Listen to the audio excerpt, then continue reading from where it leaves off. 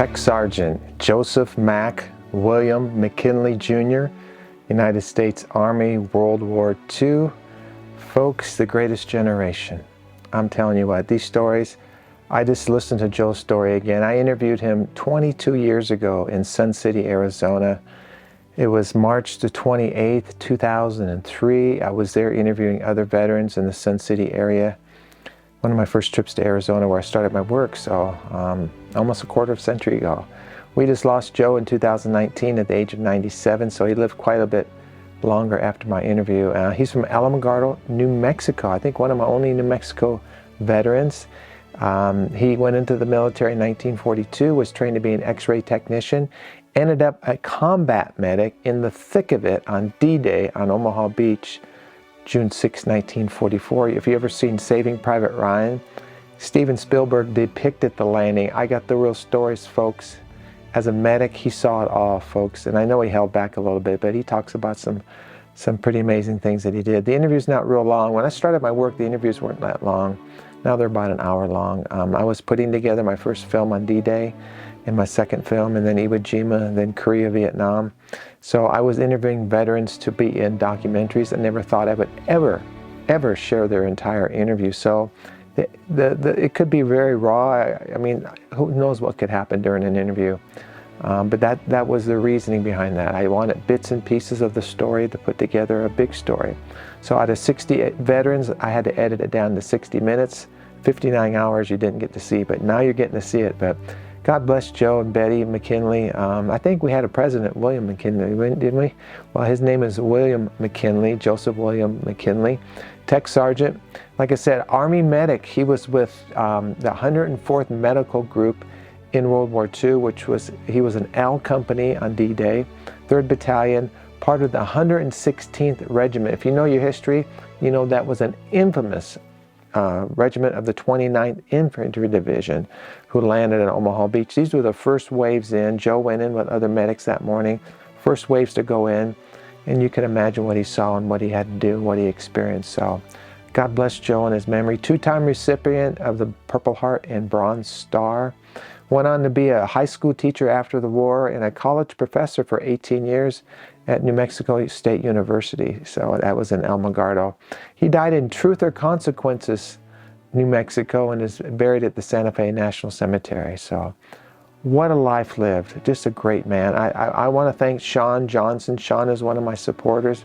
Sean, God bless you. I hope you're watching these. I'm so grateful for you and your monthly support of this work.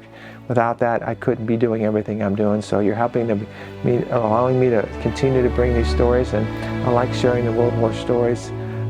So Sean, thank you. I sure so appreciate you, and just want you to know that. Okay, folks, let's honor Joe McKinley. I think I said everything I needed to say. As you see this broadcast, Valentine's Day was yesterday, so hopefully you did good on that, guys.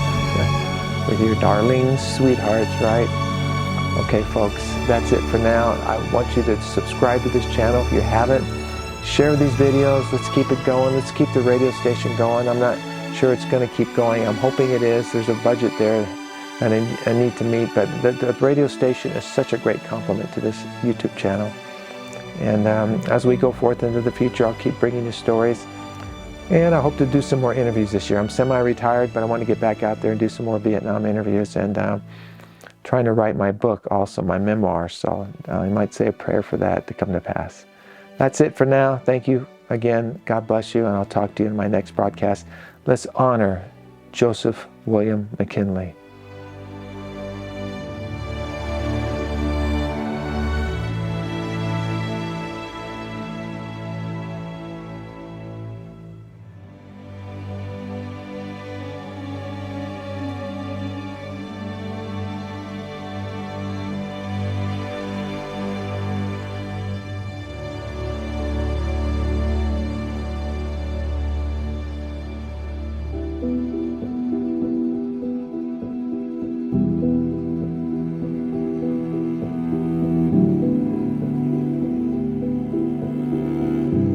So go ahead, anytime you're ready. I'm ready. If I play with the camera and stuff, don't let that bother you. Just talk to me, okay, like we're talking now. So anytime you're ready. My name is Joe W. McKinley. currently in Alamogordo, New Mexico. Any particular information about me? I was born and raised in New Mexico, and I've lived there for almost 80 years, other than the time spent in service. Tell me about the Army unit you're with in Normandy. I was in the 29th Division, the 116th Regiment, 3rd Battalion, a medic, or company medic, aid man, in L Company, primarily, most of the time. I was one of at least 2 or 3 medics in the company. Made the landing in Normandy with L Company. Okay. The focus of the documentary is the assault landing itself. What I want you to do is the best you can remember is go back in your memory and tell me about the night of D-Day, from breakfast on, down onto the landing craft, down the cargo nets, what have you, into the landing crafts, and then your approaches to shore. So just give me a little bit of history on that as that happens.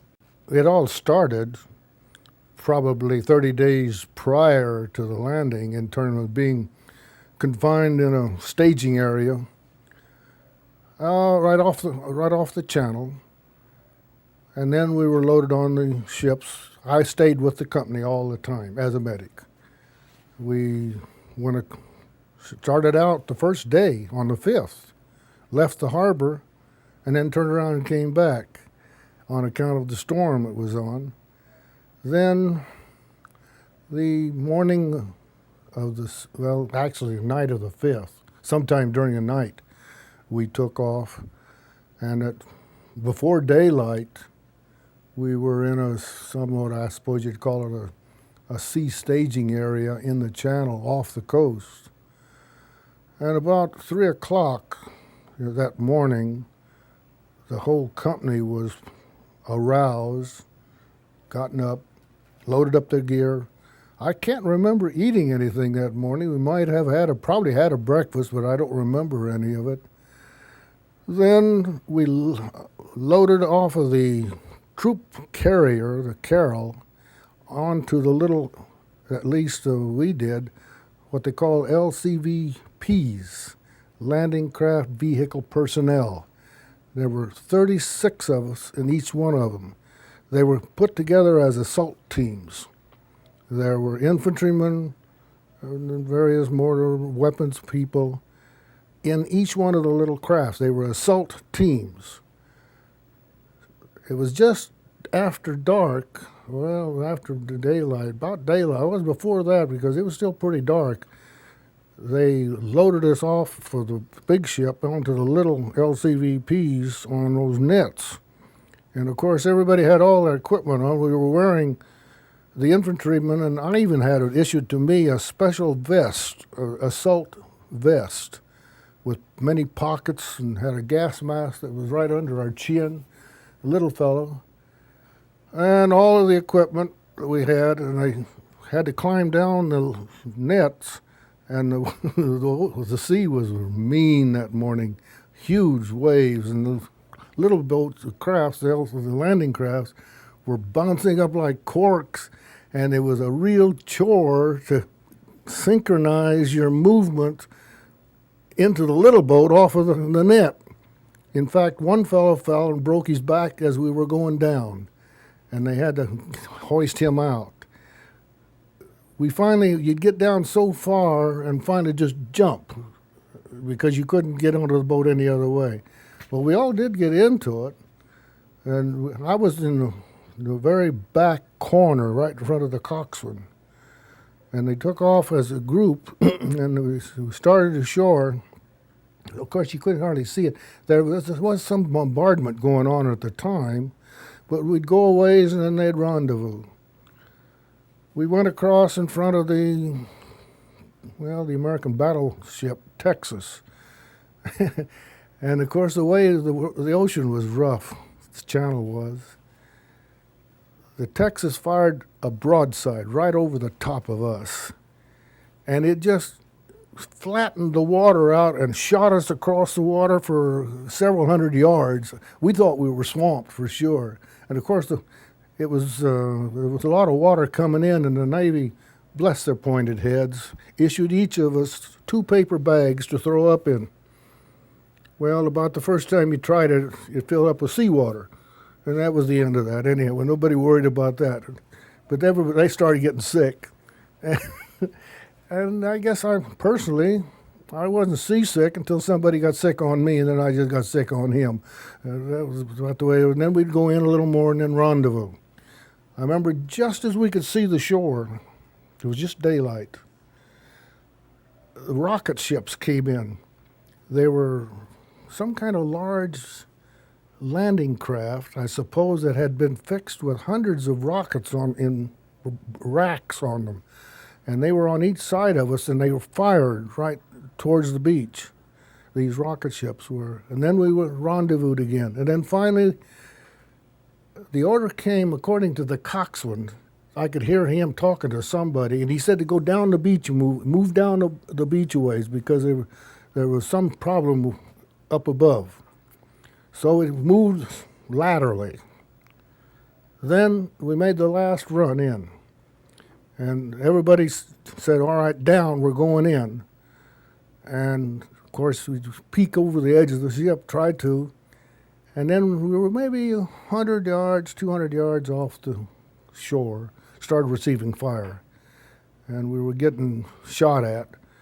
The landing craft on our right, I remember that one, hitting a mine or a shell hit it, but it exploded and we could see it flip-flopping in the air beside us. We went in, and the coxswain was right behind me, and he had made the landing in Salerno, Italy. And he was saying, as we were going in and they were shooting at us, and as we were going in, he kept saying, this isn't as bad as Salerno. This isn't as bad as Salerno.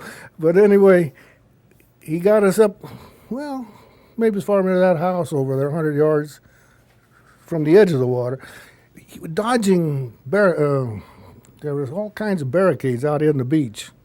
And he was dodging these because probably they were mined. And he got, I guess, as close as he could, or at least as what he thought. And he said he just dropped the ramp. Well, when he dropped the ramp, the boat just filled up with water because it was in water about chest deep. And so it was out, everybody. Well, we started out, and everybody was going out. The fellow on the other side was a pretty good friend of mine. He was a platoon sergeant, Ed Privet. He and I was the last 2 off the boat.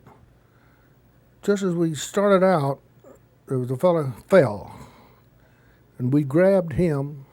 I was on one side, and he was on the other. We started out, got into the water, and the water was just about chest deep. A shell went off right next to us somewhere, and a rock or something hit me in the leg, knocked me down, and I went under. Well, I came back up, and I hollered Ed, and Ed, well, he grabbed me and got me out of the water. And I wasn't hurt badly, I just bruised. And we went across the beach, had to go, probably 50 yards, I suppose, running or trying to get across. And they were shooting at us most all the time. And then there was a break wall, and we all hit that, got under some cover right there and laid there for a while until finally we were taking so much shelling, the order came, let's go, got to get out of here. Well, we landed and we were up in that breakwater. Well, there was quite a few had been hit, and I was trying to help what ones I could around me in the area, working on them. But we were taking quite a bit of gunfire at the time, from shelling from way down the beach was coming in on us, artillery. And finally the order came out. I heard somebody holler, let's go, we got to get out of here. And they took off and went up over the top, and just as they got out into it, I was behind, of course. I wasn't with the leaders, but then they hollered mines. Somebody hit a mine. Well, when that happened, everybody came back, and they fell back, what was left of us. But a lot of the guys hadn't made it. About half of them had got out of the water and had got across the beach. Well, now they didn't know what to do. Finally, they got into a single line, and they just started running, one right behind the other, kind of bad to be the first guy because they'd go until they'd hit a mine and the next guy'd keep on going. And they went through the minefield that way, running through the mine. I was at the tail end as a medic, and of course a lot of them did get hit. They were little small mines, had a glass bottle with a board on the side of it. If you touched any part of it, it would set it off. Take off a leg, or mangle a leg pretty badly. Then I lost the company. There were so many wounded, and I was spending so much time working on different individuals that what was left of the company that I was with, they scattered. And I ended up being by myself, basically, and I crawled up on top, went up to the kind of a small cliff there, and into a field. When I got up there, I crawled through that field. In fact, that field, I'm quite sure, is exactly where the cemetery is today, that field. And I ended up that morning in a little town of Saint-Lin-sur-Mer. And that's as far. And then I was trying to find the unit, but it really didn't matter. There was wounded guys everywhere, and I was working on them. And I spent that day in that area trying to find what was left of the company. I found part of them, and then I'd get lost again from them, or I'd get separated from them. And I spent the first night in a foxhole that I dug between two headstones in a small cemetery in a little churchyard up on top in Saint-Laurent-sur-Mer. That was day one for me.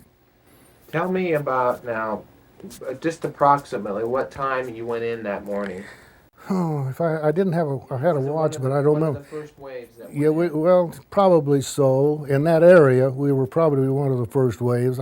I don't think we landed exactly where we were supposed to, because there was so much, for some, probably so much problem to our right. They moved us down to the left a little bit further, and maybe that helped us a little bit. It took a lot of that heavy fire off of us, so that probably more of the company was able to get ashore without being hurt or killed. But once they got up on out of the through the minefield, that was a bad situation there. Now, you remember which sector of the beach? You don't need to remember, It but was dog red, easy green, somewhere along in there. it's not a major thing. But now slow it down just a little bit more for me, Joe. Okay, how old were you then? 22. Okay, some of those men I've probably never seen combat. Maybe all of those men. I don't know. Oh, I don't think any of the company had, because the 29th Division was the National Guard division out of Virginia and Maryland, and they had been in England for 2 years. Okay, so tell me the mood on that LCVP. You guys are getting off. Were there men? Did they know what was ahead? Were they praying? Were they laughing? What was the mood going to shore that morning? You remember? You know, I think most all of them were probably so seasick they were just wanting to get off of the boat. Really, looking back, I don't know if any of them really had any sense of reality as to what was going on and what could happen. It's a situation where you're there, you're doing it, and at that age, you're invincible as a young fellow. I mean, you can't hurt me. That was kind of the attitude. And they were gung ho. They really were. Although there wasn't much interaction between the men. They were too wet. It was cold, and everybody would duck. And then, of course, well, I guess one fellow I can remember getting hit in the boat with a rifle fire, and that kind of made a little more reality come to being than anything else. But really, it was going so fast, and things were happening so fast that you didn't have time to ponder a bit. You just did it, and you just ran after you got out of that water. A lot of them didn't get out of the water. I remember laying there on the beach looking back and seeing guys in the water with just their helmets out, just staying underwater. That was the safest place to be right at that time. All kinds of funny things happened. I mean, looking back, some of them were, even though they were dangerous, they were humorous. Now you were a medic. Even as a medic, you were probably more trained to see the death, destruction, etc. around you. But tell me again, What do you see when you get out of that boat? Are we just focused on getting to shore, or were you concentrating on the wounded? Oh, I think I was just more wanting to get out of that boat and get across the beach. There was not much I could do out there. Everything was just such chaos. Yeah, I think looking back, I didn't think I could do much except when we were trying to carry that first fella. Whenever he was gone, that was the end. I was off getting. Of course, my knee was hurting me too, and I was looking for cover. And I don't think anybody. I was just looking for cover. That's it. That's what the mood was. Get under cover. Had many soldiers gone in before your wave hit, do you think? We were probably on at that section. We might have been about the first ones ashore, at that section, because it wasn't where we were supposed to be originally. Again, that's part of the chaos of any landing, because I can just what little I heard from the coxswain, he must have had some kind of radio connection with somebody, and they told him to move left. And I think that helped us, got us out of a real problem area that was up to the right.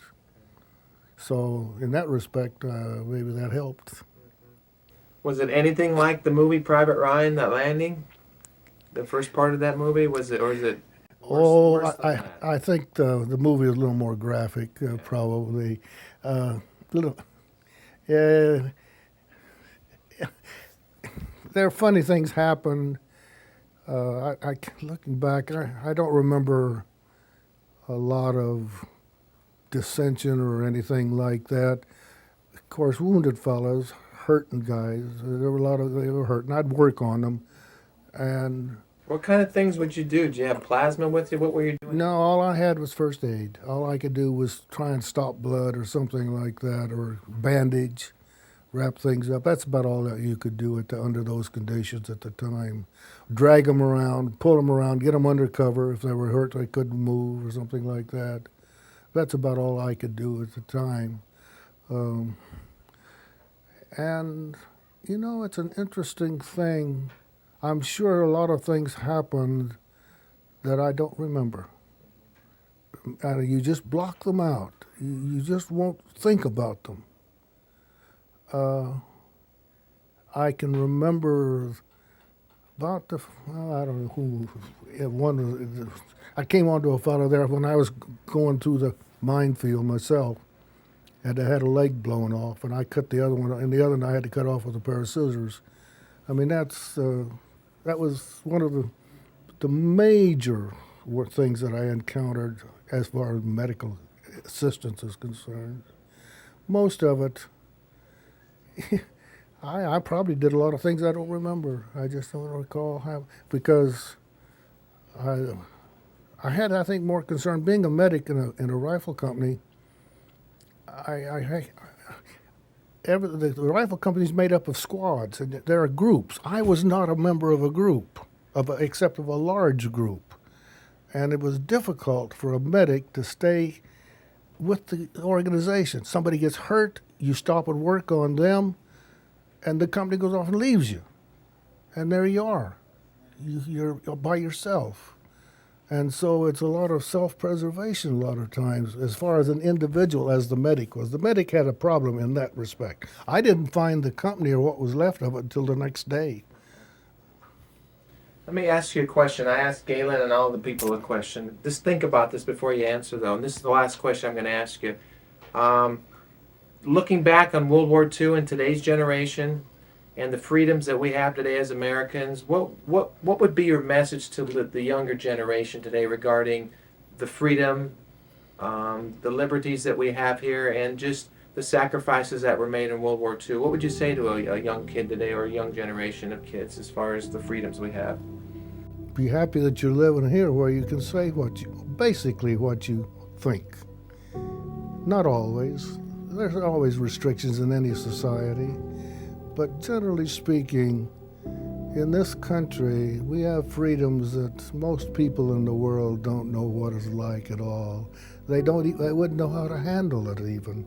They've never experienced it. We take it for granted that we can say what we want, that we can stand up and be different, which is something that very few societies in the world can do if you stop and think about it, because there are many restrictions on what you can say and what you should not say. So enjoy it and be happy with what we have.